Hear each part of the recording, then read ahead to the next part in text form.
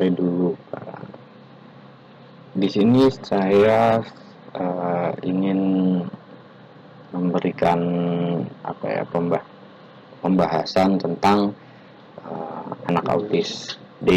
Saya punya teman dulu di yayasan, satu relawan bareng dengan saya, dan beliau ini kuliah di seni, mengambil jurusan seni rupa di salah satu kampus di Surabaya, bernama Athohillah Sohibul Hikam. Beliau ini dulu meneliti tentang anak autis dari sudut pandang seni. Judul skripsinya itu seni rupa dua dimensi dari anak autis. Nah, itu mengambil sifat kayak karakter, atau ya nanti kita langsung dengerin aja deh.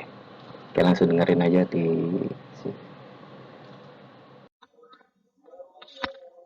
Oke, Pan.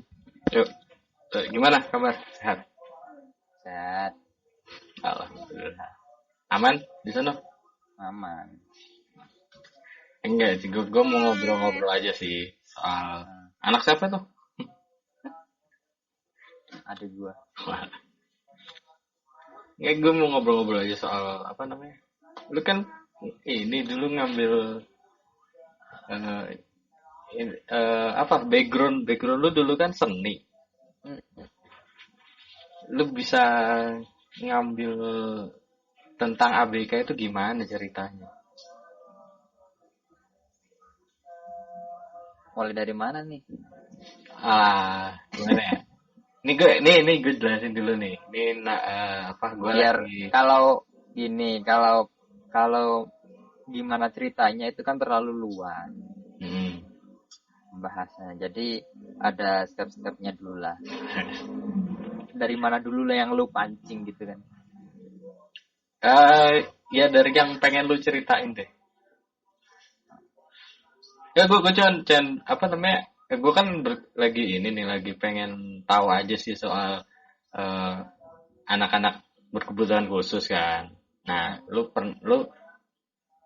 pahamnya nih ya, lu kan basicnya kuliah di jurusan seni rupa ya. Seni rupa, dan ngambil apa tema lu, skripsi lu tentang ekspresi seni rupa dua dimensi anak autis. Ekspresi seni rupa dua dimensi anak autis. Dan lu yang satu-satunya ini ya, skripsi ya, bukan project ya? Enggak, ada berapa? Sekitar ada 3 kalau enggak 5-an. 3 anak. Kalau enggak 5 anak yang skripsi.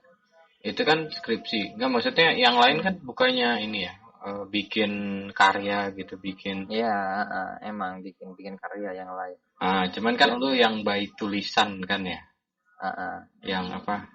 Ya skripsi. Yang observasi. Ya. Dimana yang lain pada bikin karyanya mas TA. Kalau misalnya bahasa ini ya karya ilmiah ya. Bukan karya ilmiah. Karya ilmiah lagi. Apa sih, tugas akhir? Ya, tugas akhir bikin patung lah, bikin lukisan gitu. Nah, lu ngambil sendiri tema itu gitu loh. Itu dasar lu apa ngambil, bisa kepikiran ngambil kayak gitu loh? Gini ya. Pertama, ini kan masalah kalau ABK sendiri itu kan sebenarnya ranahnya itu ranah lebih condongnya ke pertama kesehatan kan. Lalu yang mungkin lagi itu kan condongnya ke psikologi kan. Nah, pada dasarnya sejak SMA itu gue udah suka yang namanya psikologi. Contohnya gue ini mulai awal lagi ya. Contohnya seperti kayak hipnosis itu sudah dari SMA gue pelajarin. Jadi mulai dari situ gue senang psikologi. Lalu nggak tahu kenapa tiba-tiba kuliah di seni rupa. Nggak tahu kenapa ya? Ya nggak tahu kenapa. Ya tapi emang pengennya di seni, tapi nggak tahu kenapa kok seni rupa. Ya cuman kenapa ngambilnya seni rupa masih tahu kenapa. masih misteri lah ibaratnya gitu ya. Tapi pengen seni gitu, tapi nggak tahu kalau seni rupa. Nah terus, kebetulan di rumah juga pernah ada juga anak autis.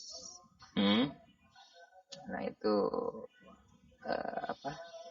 ya di sekolah sinilah ada anak autis. Nah kebetulan juga kok tiba-tiba ada salah satu yayasan yang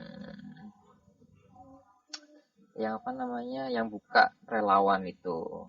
Yang buka relawan. Otomatis gue itu juga tertarik karena hitung-hitung juga bantu tenaga dan lain-lain lah. Dan salah satunya juga pengalaman itu tadi. Nah, awalnya juga nggak sengaja juga ngambil skripsi mengenai anak autis itu tadi. Nggak ada niat.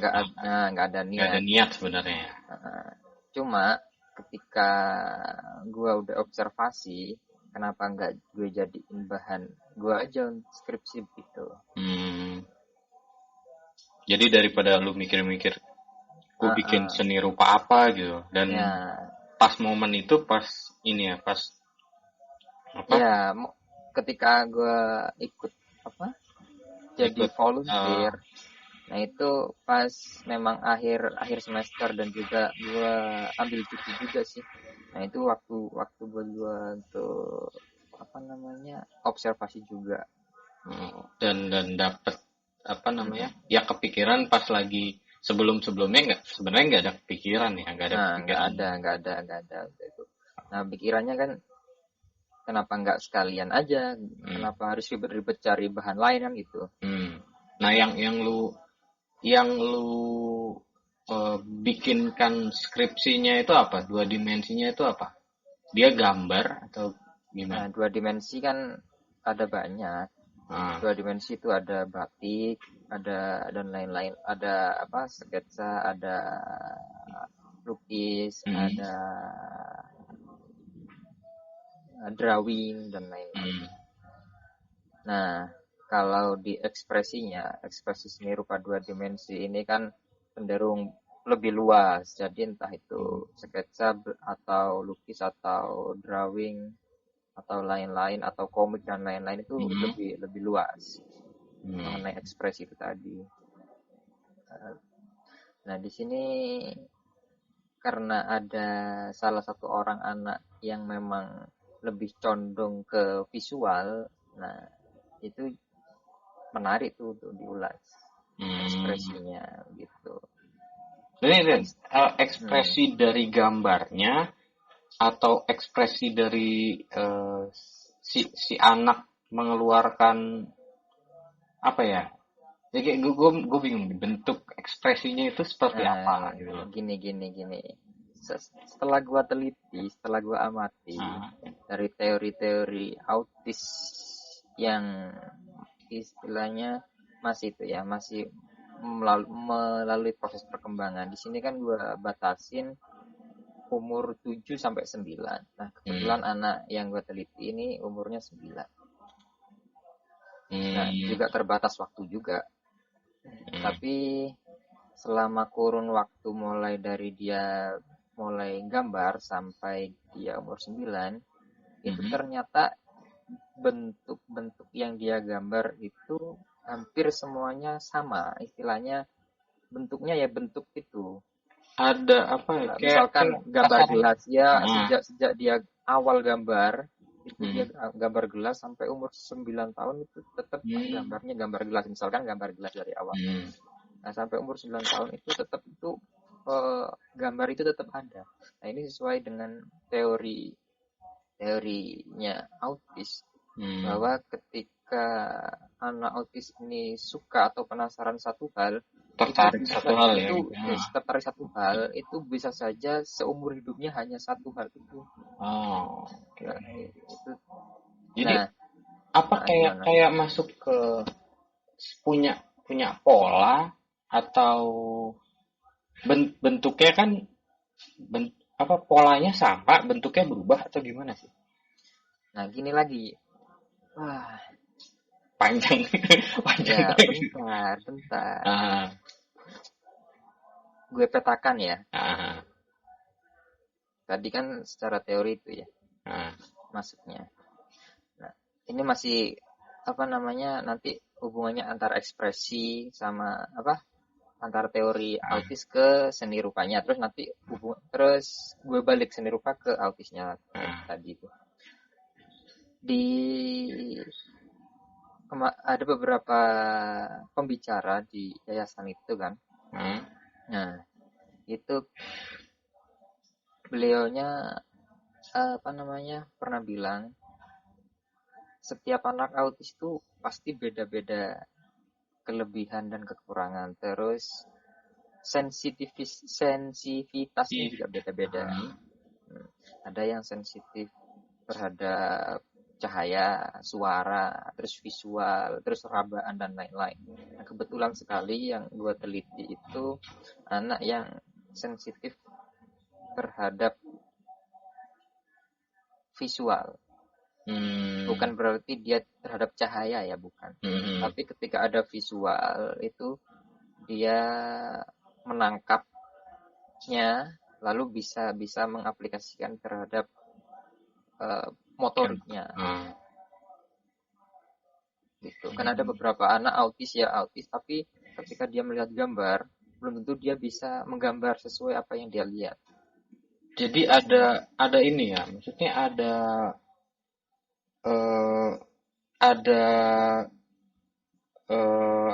bagiannya sendiri ya, kayak misalnya ya tadi yang tentang dia terhadap visual, terhadap cahaya gitu. Mungkin kalau cahaya apa yang redup? Ya silau-silau gitu.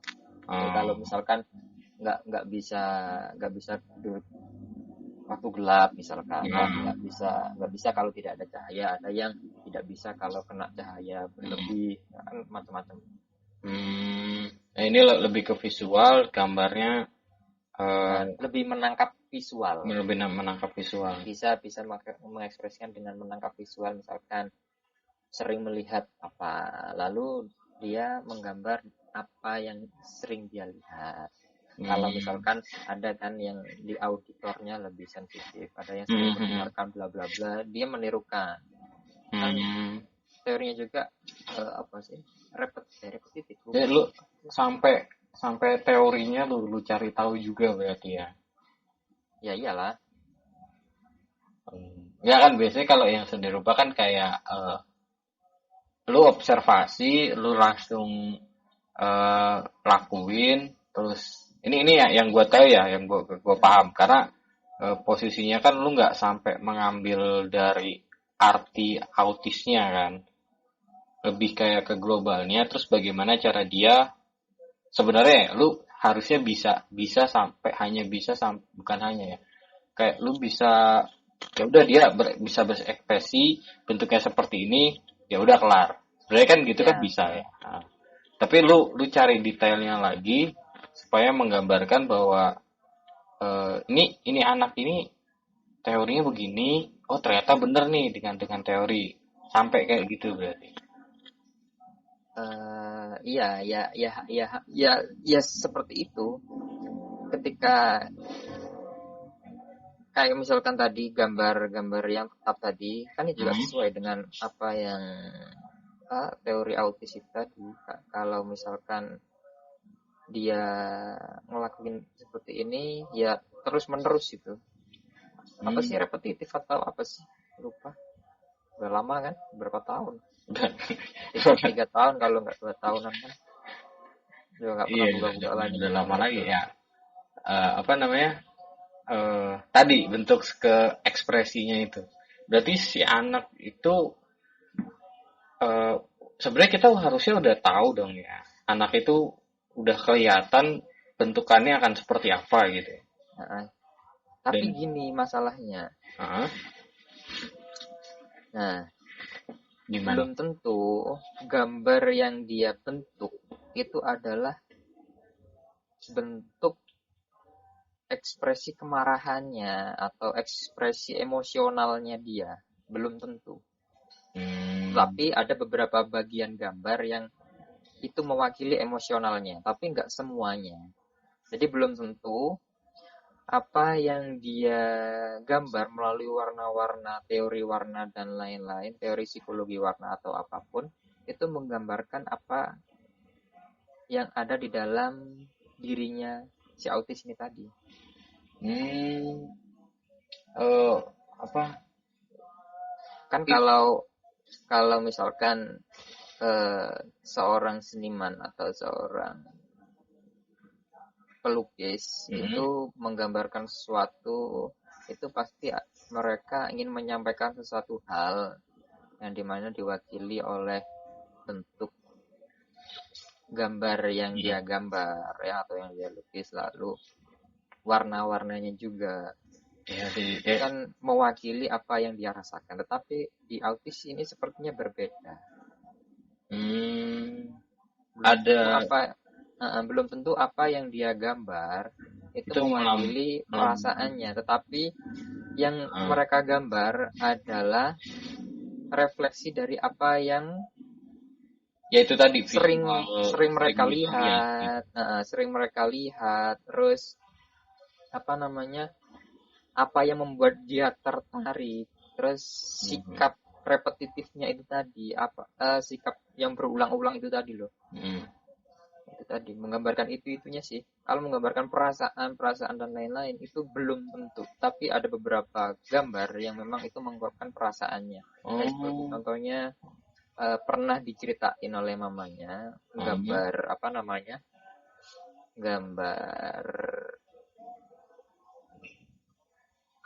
tuh? Kayak delman art.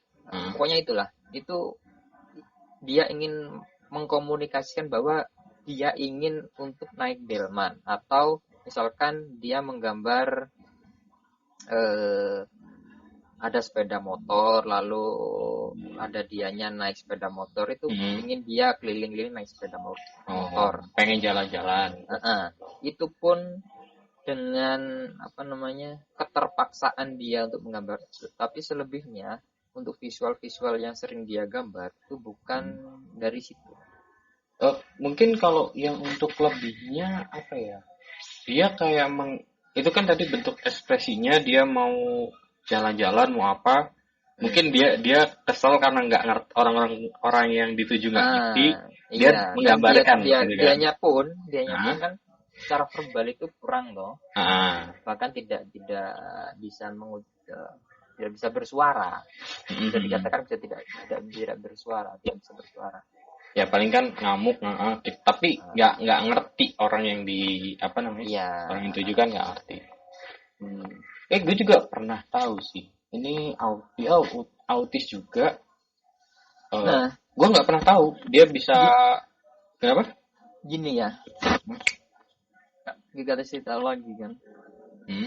Nah, secara teori autis itu kan nggak bisa, misalkan lu berwajah marah ya, berwajah berekspresi marah. Autis ini nggak ngerti kalau lu itu berwajah berekspresi seperti itu menandakan bahwa lu marah. Autis itu nggak ngerti. Berarti lebih dari apa dia paham kalau marah? Nada kah? Nggak bisa.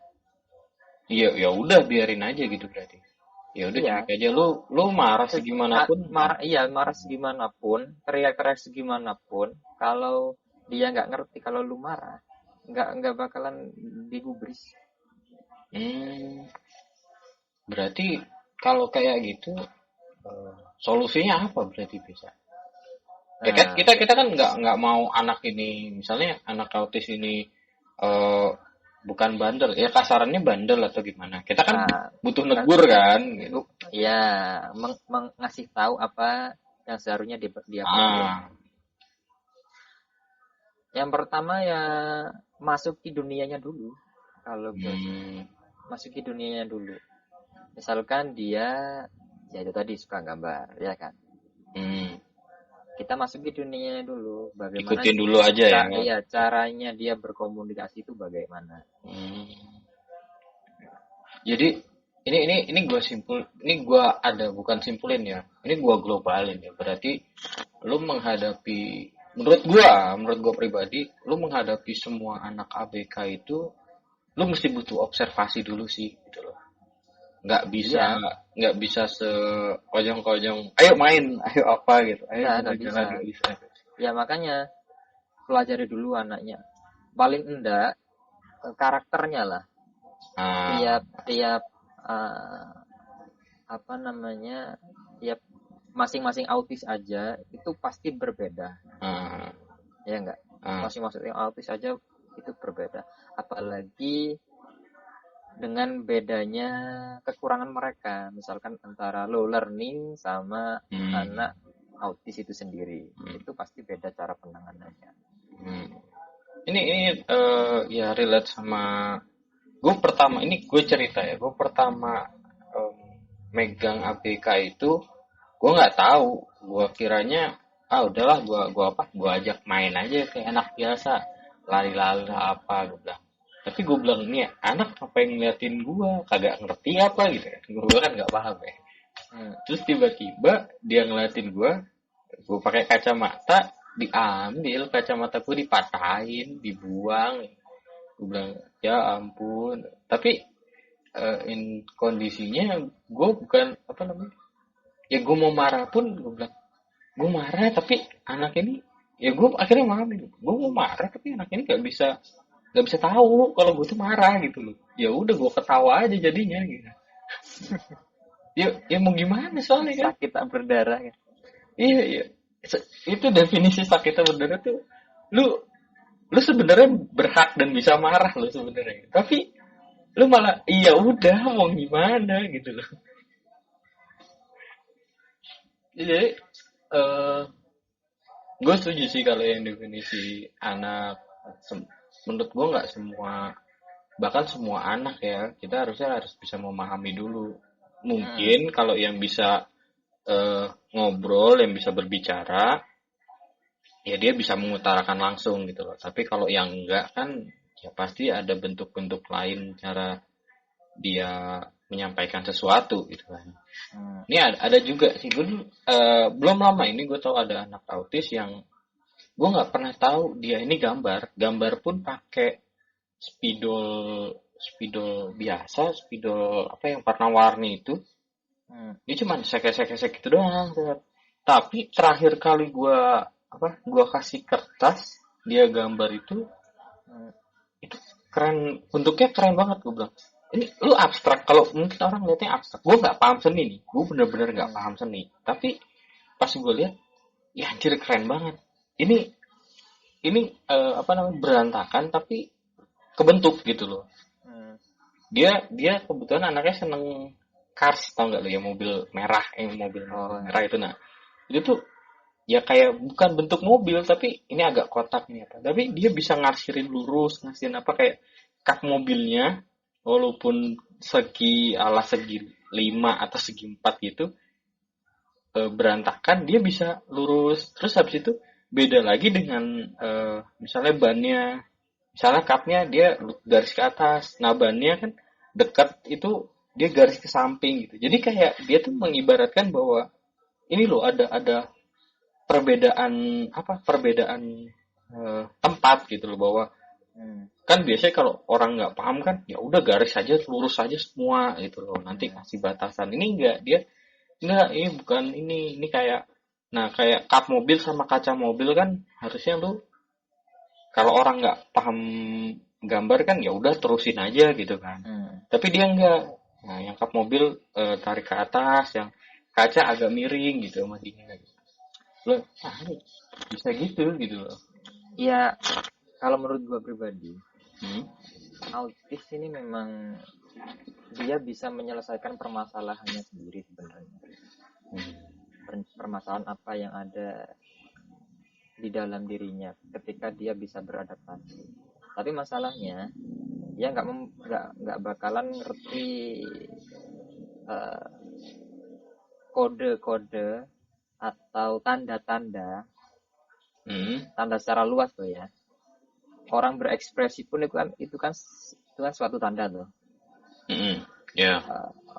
Orang sedang marah, meskipun dia nggak berbicara lantang, tetapi menunjukkan suatu ekspresi tertentu, itu kan sudah dibilang tanda.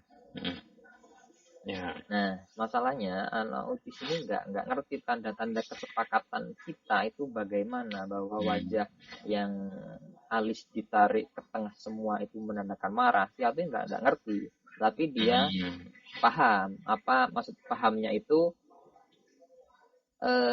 Yang akan dia lakukan sesuai dengan apa yang dia rasakan secara personal, tanpa memahami orang secara umum. Oh, lebih kayak ngerasa, oh dia marah kali ya, ya udah gue ikutin kayak gitu ya. Oh dia, bukan. Apa gimana? Gini loh, misalkan ya, dia suka sama benda-benda yang mengkilat misalkan. Kalau ada benda yang mengkilat, dia bakalan ngejilat, misalkan begitu. Nah, suatu ketika, ketika dia menjilat barang yang itu, mengkilat, misalkan setelahnya, apa yang setelah menjilat, yang dia lakukan pasti bla bla bla. Misalkan kalau barangnya enak ya dia telan, kalau barangnya nggak enak dia buang, misalkan begitu. Alasannya begitu kan, misalkan begitu kan.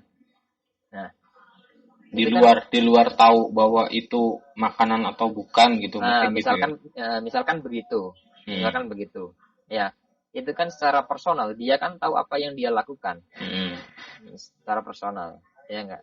Nah, tapi ketika misalkan dia ada ngelihat bara api, kan juga mengkilat juga toh. Udah bersinar, ada sinarnya lah. Nah, itu otomatis orang yang bakalan ngelihat itu kan bakalan negur dia, bakalan marahin dia. Nah, dia nggak bakalan peduli apa yang orang tegur ini tadi. Yang dia tahu adalah itu kalau mengkilat, ada gitu. Itu mengkilat, yang gue lakuin terus gue jilat, kalau enak gue makan, kalau nggak enak gue lempar, kan begitu. Tapi menyimpulkan dirinya. Nah, iya, yang dia nggak tahu itu adalah ekspresi orang yang menegur ini tadi. Yang dia tahu, ya itu benda yang mengkilat, gue jilat, lalu nggak enak gue lempar, enak gue makan, gitu doang. Berarti ya, apakah ada ini pikiran liar gue ya, gue nggak. Berarti kita menegur dia mungkin dengan cara physically, kayak misalnya mukul, atau negur dia dengan menepuk pundak atau apa gitu loh. Yang menandakan itu bisa bahwa saja. Itu bisa terjadi. Karena gue dulu kan juga sebagai shadow teacher, itu gue kebetulan juga nanganin anak autis, tapi dia hipo. Nah, untuk memberitahu dia bahwa dia harus menulis, dia harus tulisannya sampai selesai, itu kadang harus dengan cubitan. Meskipun itu nggak sakit ya, tapi itu sebagai tanda saja bahwa ini harus selesai, ini harus ditulis, gitu. Tetapi kalau hanya sekali 2 kali, itu nggak bakalan menjadi tanda bagi dia. Tapi harus dirutinkan, harus sebagai kebiasaan ya jadinya. Kebiasaannya dia begitu. Kalau hanya sekali 2 kali, ya bukan apa-apa itu nantinya. Kayak ya udah ya apa sih tadi gitu kan. Tapi kalau misalnya negur lagi, oh berarti gue salah nih gitu kan. Mungkin dia ngerasa gitu, oh gue salah nih, ya udah berarti gue nggak lakuin. Tapi kalau misalnya dari segi suara, bentak pun, ya dia nggak denger. Paling kan cuman tahu bahwa suara lu keras, suara lu pelan. Paling kan dia kan gitu kan. Cuman itu nggak tahu bahwa itu marah gitu kan. Tapi bisa saja sih kalau menurut gua ya. Ini tergantung ini ya. Ini juga hipotesa juga. Nah, tadi kan bisa jadi karena ini sudah terjadi dan sudah jadi prakteknya saya dulu. Misalkan kekerasan itu kan juga bisa berbentuk kekerasan verbal dan juga kekerasan fisik toh. Nah, mungkin saja ketika kekerasan fisik itu dirubah menjadi kekerasan verbal dan itu dijadikan sebagai kebiasaan untuk menegur si anak ini tadi, bisa saja kok dia memahaminya itu mungkin itu hanya hipotesa. Ya itu tadi ya kayak ya apa namanya, ya itu kita kan lu by doing ya, maksudnya ya, apa yang sebenarnya bukan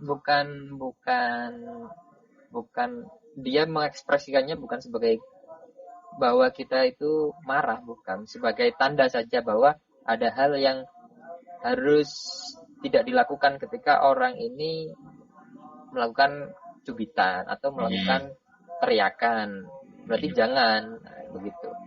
Bukan sebagai indikasi bahwa bukan kita mau ngasarin ya, bukan kita mau ngasarin, tapi ya itu bentuk teguran juga gitu. Terkadang kan ada orang yang berpikir bahwa wah anak itu jangan dikasarin, nanti dia akan berpikir yang enggak gini.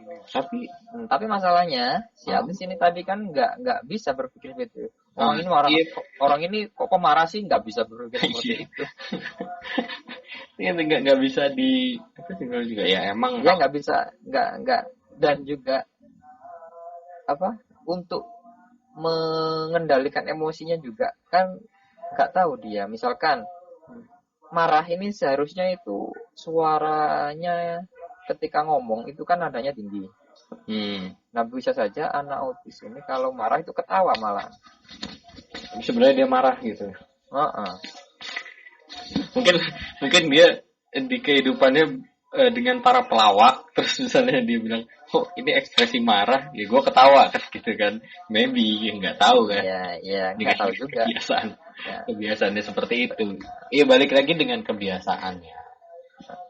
Ya gue juga ada sih guru yang ngajar autis. Dia kan sekarang mobile, jadi nggak ketemu, nggak tatap muka. Dia by phone. Pertama ya dimatiin terus sama itu anak gitu. Jadi dia ngomong video call gitu, ngomong dimatiin. Mungkin udah selama berapa kali ya? Selama berpuluh-puluh kali.